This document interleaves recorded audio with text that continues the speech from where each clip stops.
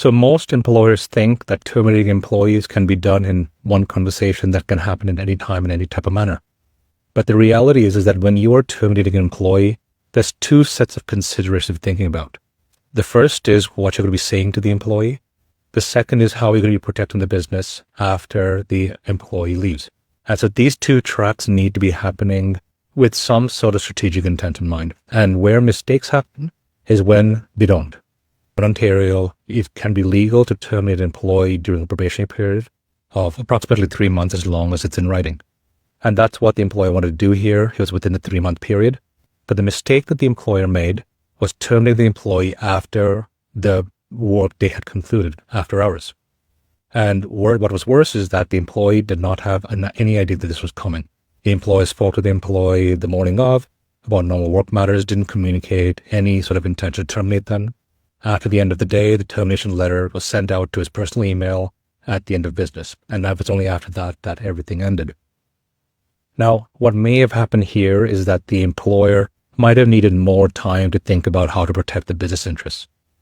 But what ended up happening is that the employee sued. The judge called the decision of the employer to terminate the employee after work hours as insensitive. And the employee was awarded over 3 months of notice. 3 months of notice cost almost $45,000 on a $165,000 annual salary. The issue here that this employer faced is that the termination was legally clean. They were entitled to do it. However, by executing it with less strategic intent, that's why they go liable. Apart from the conversation you have with the employee that they terminated, you also need to be thinking about how you're going to be recovering the keys, devices, access cards, how to secure your confidential information. Maybe it means that you have to secure cloud system access. You probably want to change shared passwords or credentials.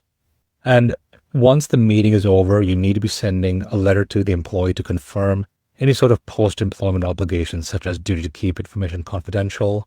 So when you are managing both of these considerations at the same time, the likelihood of this becoming an expensive mess is probably going to be more contained.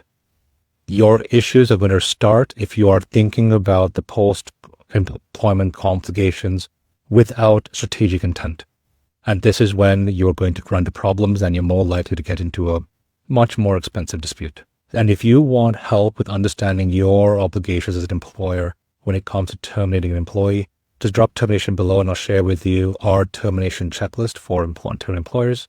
You'll be able to better understand how to manage this process more effectively the next time you're terminating an employee.